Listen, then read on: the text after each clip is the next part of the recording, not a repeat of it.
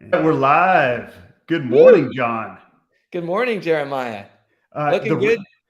Thank you. The rain is gone. The sun is out. Yeah. Yeah, there's near a cloud in the sky. Yeah. It's bluebird skies out here. Yeah. Well, San Diego needed, rain for a day. It did. It did. I heard that we're supposed to get some more rain over the next week or so. Yeah. We'll see. Yeah, Yeah. Well, no matter what, we will survive. we So will. We will. I get a kick out people panic as soon as they see a single raindrop hit their windshield. But I know. Yeah, especially when, you're on the freeway or something and God forbid it starts to mist a little bit. It really throws things out of whack. I know. I know. Well, cool, man. Well, good to see you. Welcome everyone to another episode of the Agent Blend. Yes. Like Um, how you said that. yeah, it's John and myself today. We're hoping to book a couple other guests so we can get some more perspectives. But John, let's jump into it. You want me to introduce the first one, or you want to go for it? Sure. Yeah, go for it. Go for it. The first one was out of Forbes, or at least that's what my notes say. Um, And the title of the article was Why Large Pension Funds Are Investing in Private Real Estate. Mm, And, you know, it makes complete sense, but I just, I just thought, well, why is this headlines? But I had to dig a little deeper and find out. Nicole, my wife, she's a teacher, so I mhm. know that she pays into her pension Right. with the California the California investments that they have. And that pension is primarily going into stocks and bonds. So Mhm. really heavily in the market. But it makes complete sense when I was going through this article that you would start to diversify and Right. basically, hedge against. I mean, we see how wild the market is and Yeah.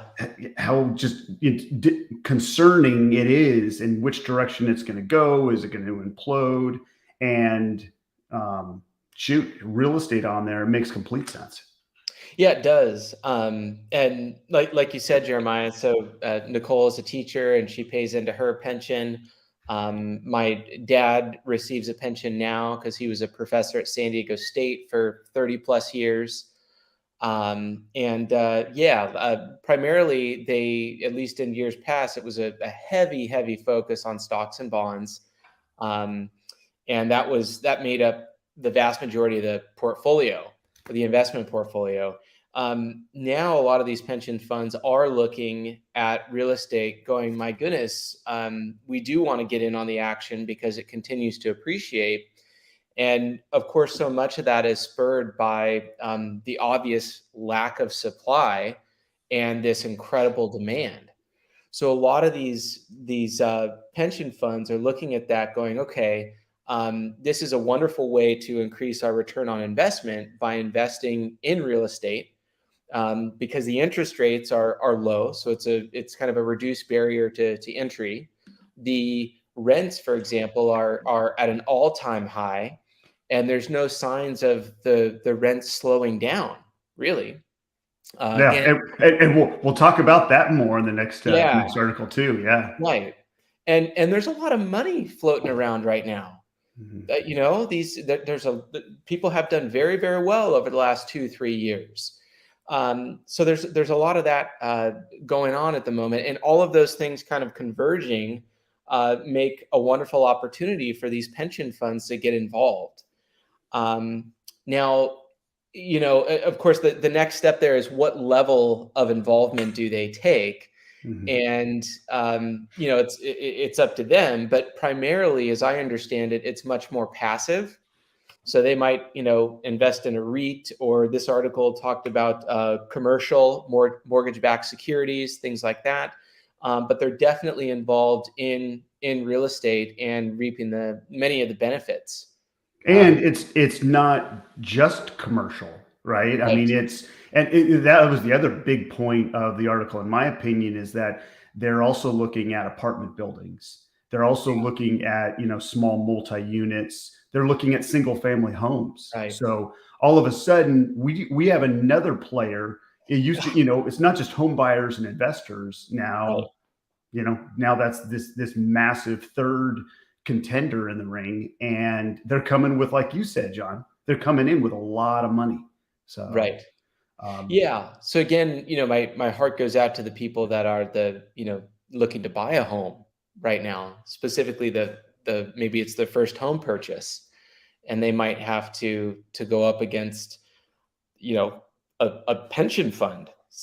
some or a real estate syndication or whatever it might be. It's not really a level playing field.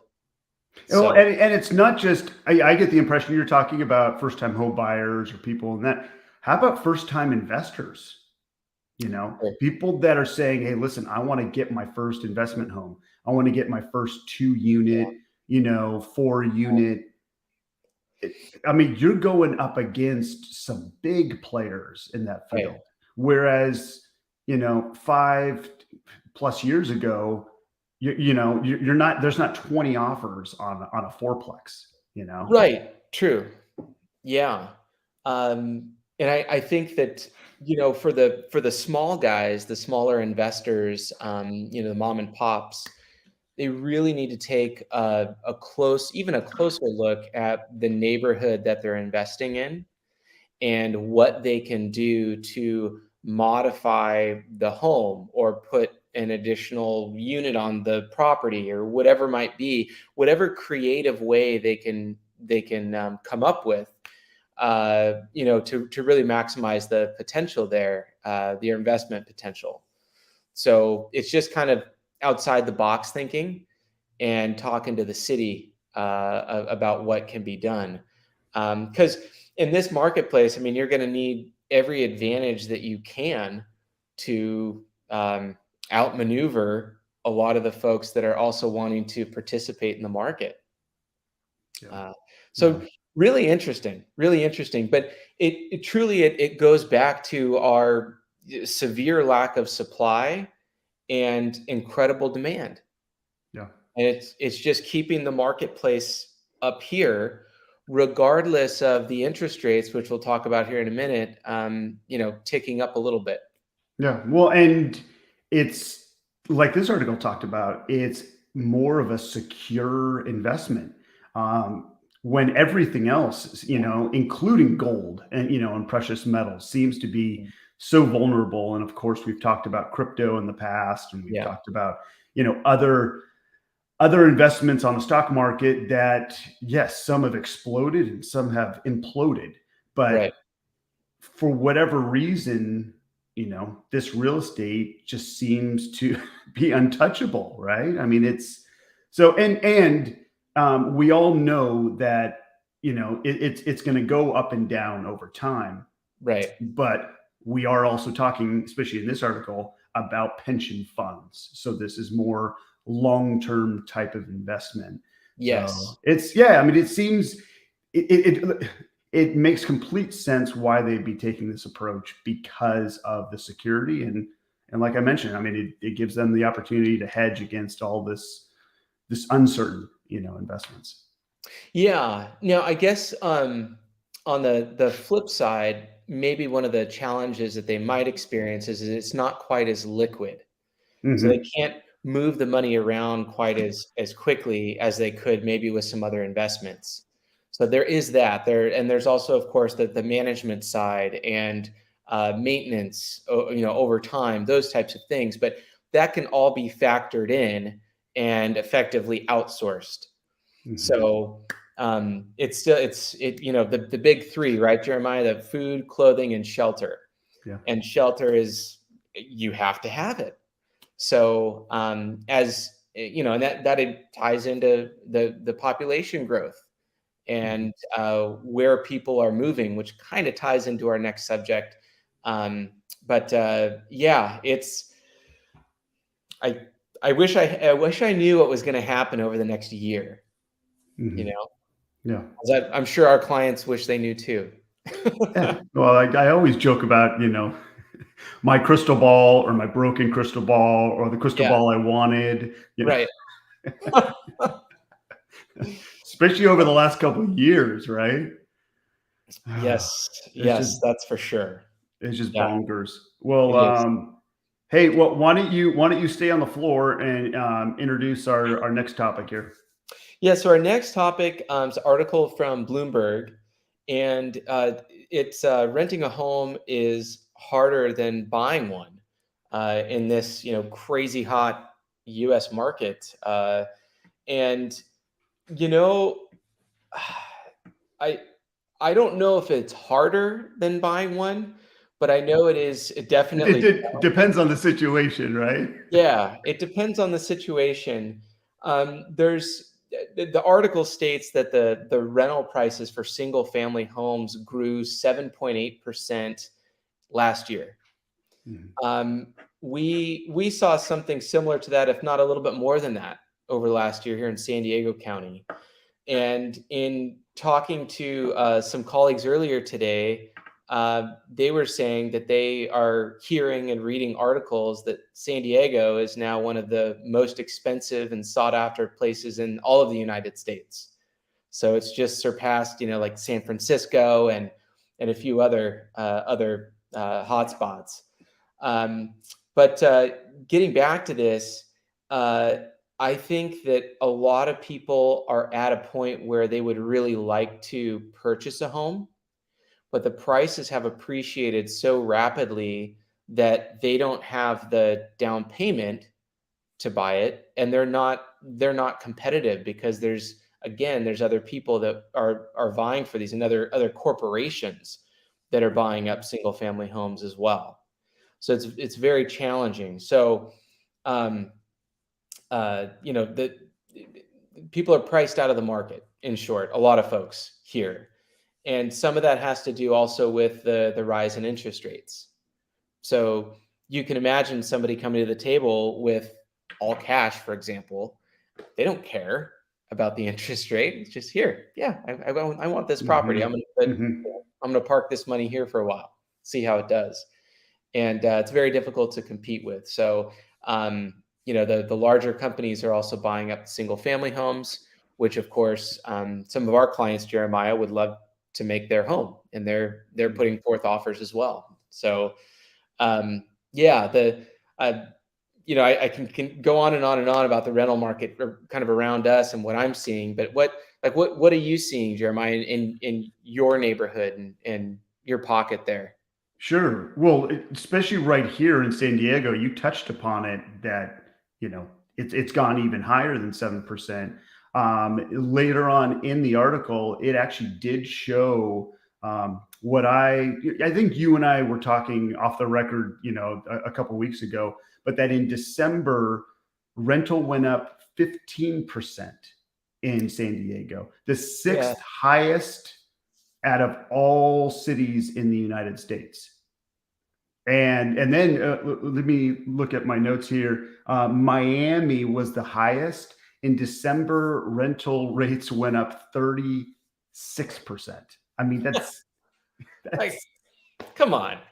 it's Yeah. that's crazy. But it has to be absolutely, influenced by the fact that either people, like you said, can't win a bidding war and get into a place, Yeah. or just got priced out with rates going up. And you have this whole, or there's just not that inventory available. They're just the right Right. homes aren't there, or we just have too many buyers and too few homes.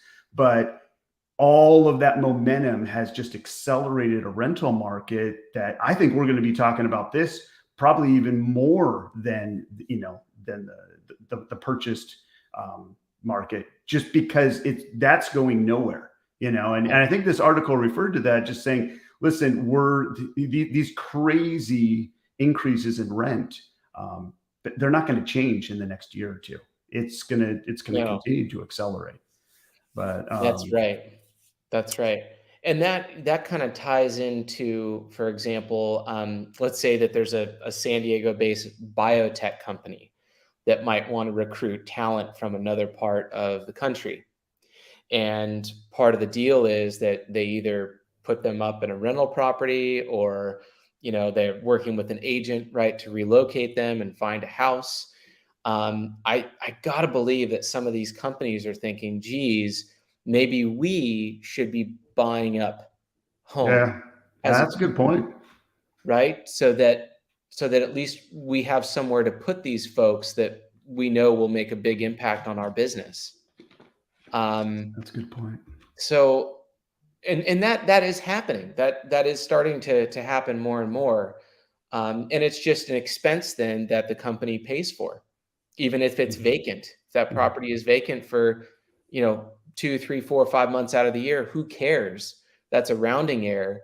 We're gonna, so there's a lot of reshuffling taking place right now, and a lot of it has to do, of course, uh, with our supply and demand, with what's going on right now in the housing market. I was talking to my dad the other day, and he said that years ago, in order to entice professors to teach at San Diego State University, they would actually offer an interest rate that was like half of what the general public got at the time. Really? Hmm. Yeah. So I think at the time my dad said the interest rate was like 12 or 13%.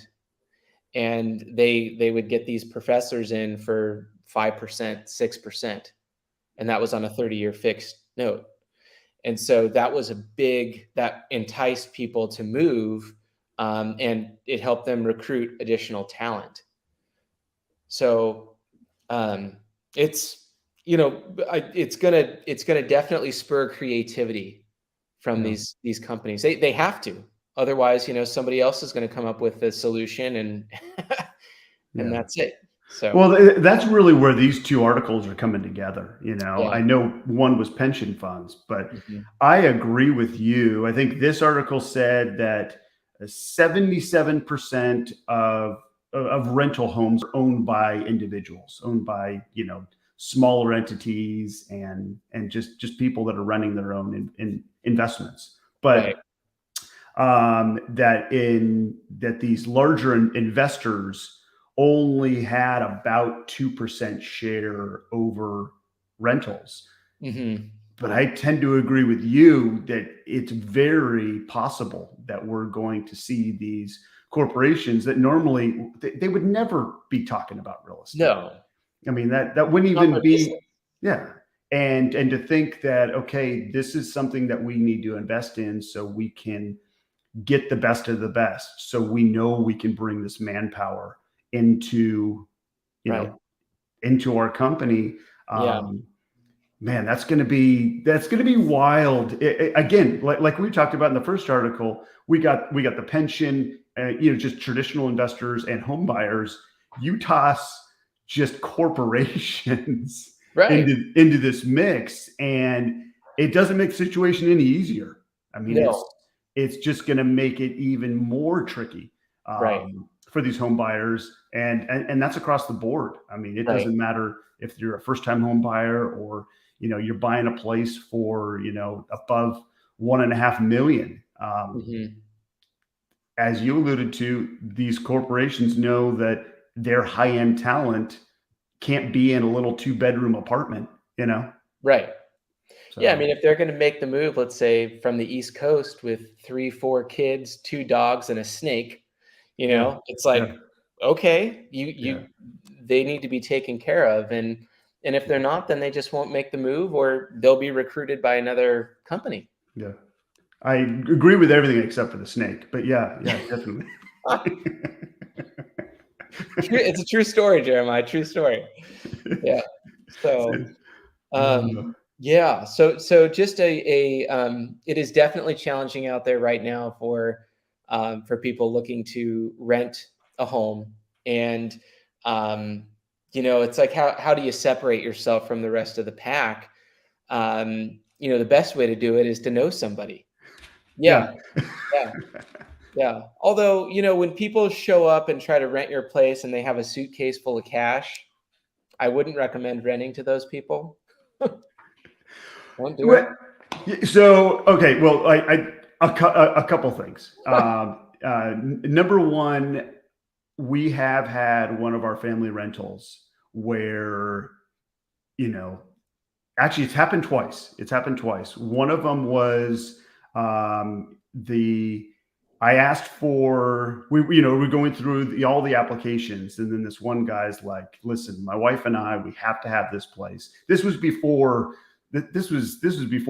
any of this craziness. So Okay. I don't know quite what's going on right now, just because I don't manage a bunch of rentals, Yeah. and they're all leased right now. But this was about 5 years ago, and he said, I'm not comfortable with anyone running my credit, so I will just give you 6 months up front.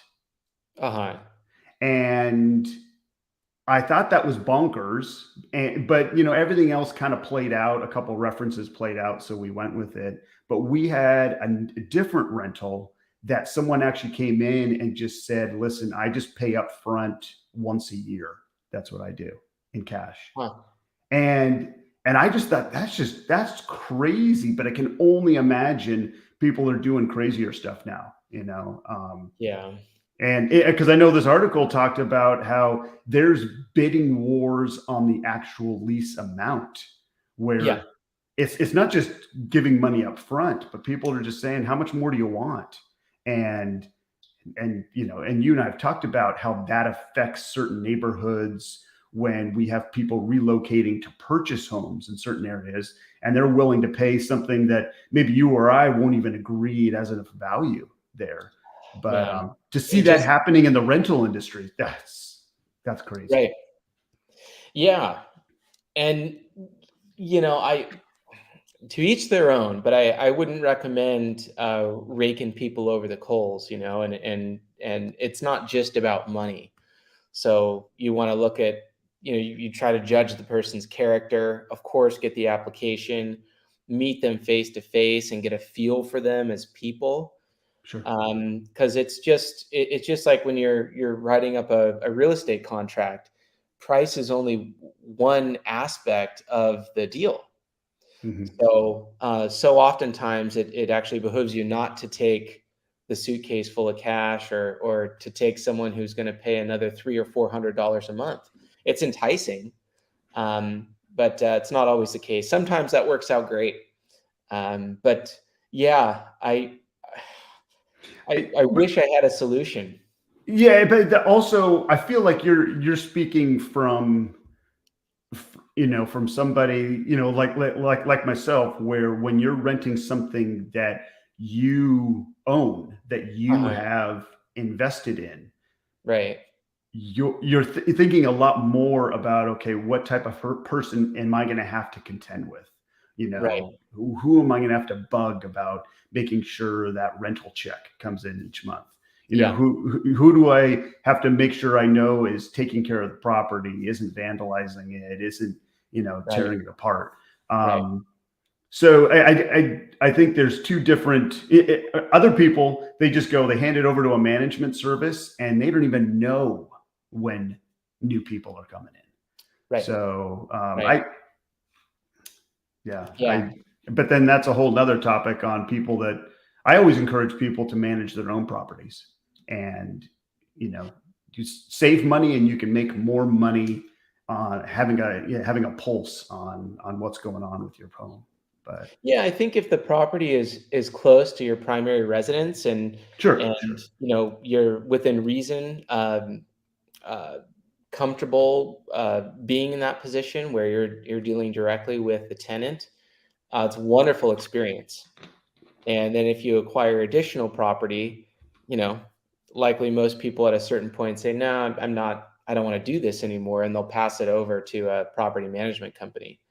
But yeah, for the experience, I think it's wonderful to be able to do that. Yeah. Or it's wonderful to learn. It's Mhm. not always wonderful. No, the feedback that I've received, at least, is that normally the big property management firms, they're not very responsive, Yeah, and they don't really care. You're in the list of their priorities. You're way down here.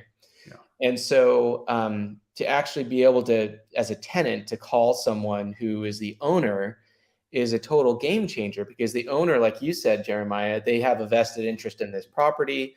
Mhm. Maybe they lived there for a while themselves. And so they want to make sure that the property is maintained a certain Mhm. way.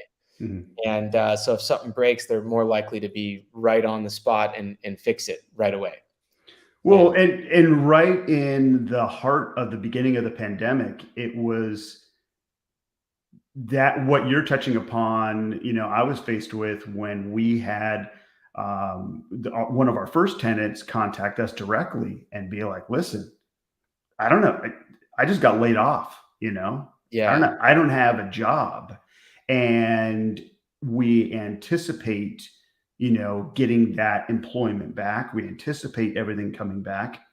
right, But, what can you do for me? And that was, that was, I think what it kind of alludes to what you were talking about when you have that hands-on approach and you can build that relationship with your tenants. And we knew we had a good tenant that we didn't want to lose. right, Then we're able to say, okay, what is it going to take to get you through this right now? right, And so you can hold on to that, to that person that is taking care of your investment and that you want to hold on to. But right. yeah, landlord. Yeah, being a landlord done right, yeah, can be very beneficial and can be rewarding. Um, and if you screen them right, there's less drama later on. So That's true. I And, haven't I haven't always screened them right, so I am guilty of that. well, and it's tough because sometimes what you see is not always what you get when push comes to shove, and they're Yeah, actually in the house. So yeah, you just use your best judgment. yeah, Yeah. yeah. It's oh, I'm trying to draw a comparison. Like every time I do an annual visit, I'm like, boy, that place is clean and looking good. But Uh-huh. I feel like it's checking on my kids in their bedroom. You know what I mean? Yeah. When Yeah. when they want to play video games and like, man, that place is organized, Yeah. and it looks really good. I'm thinking, like, what does this place normally look like? Right. Yeah. Uh, I always tend or to just I'm always thinking about the plumbing. Like, how's the plumbing? Are we good? Are we like, is that good? Is the electrical doing okay? yeah, You know, what drywall. aren't you telling me? Yeah. Yeah. Right. The stuff that you can't see. Yeah, So, exactly. yeah. Exactly. Well, Well, cool, man. I wanted to talk about one more thing that I didn't tell you about. And, this is a little host chat right now. I guess we're in, but we talked about how vulnerable the market is right now and the stock market and everything. mhm, Um, Paying too much attention it's top of mind for me because I feel like I've been too focused on it, every morning checking on some of our family's investments in the stocks and in the crypto and just stuff that we've diversified, that it actually affects it actually affects me. Like I get anxious now when I'm seeing, everything going up and down. And I'm mhm. seeing, what in the current events with Russia and Ukraine, and there's just so many things that I think that we can get distracted by that that can really kind of just change our full mindset on what's going on. And Right, I don't know, it's been something that I've tried to really start to be disciplined about. Going, it's good to keep an eye on things, but it's not good to have it affect you, mentally. And right, oddly enough, real estate is also constantly changing. We don't have that reminder, like that ticker every morning that says, well, this is what's happened here. And I think, just I don't know, I think a lot of people, and like I said, again, myself included, it's so easy to get distracted by that, and it can change the state of your day. And I don't know, I was thinking about that when I was reading all these articles and I was perusing just the news about, man, if you want to get bogged down and kind of feel crummy about the world and what's going on, just look at that every morning. So Yeah. Yeah, that's true. I mean, it's that old adage, of what you got to put the good stuff in to get the good stuff out. yeah, And yeah, I mean, it's good to stay up to date on what's going on, sure. but it's hard not to live there. You have to be, like you said, very deliberate about, okay, we're going to put that aside and we're going to keep moving forward. What can we do today to make a positive impact and difference for our clients and our families, and keep this ball moving forward? Because I mean, I'm sure we know, folks that have really been impacted by everything that's happened over the last few years, and things haven't worked out that well, or they've got wrapped up in the regardless of who they listen to, the news station or the TV, wrapped up in that story, and that's it. That's where they're living, kind of on repeat right now. Mm-hmm. So Mm-hmm. the news, in my opinion, they get paid, they're compensated. The more eyeballs, the more people are listening to them. Yeah. So they're going to paint a picture a certain way, and whether it's left or right, okay, but that's where they're at, and that's what they get paid to do. I come to the realization, very very few news sources actually land somewhere in the middle and share equal sides of whatever story it is.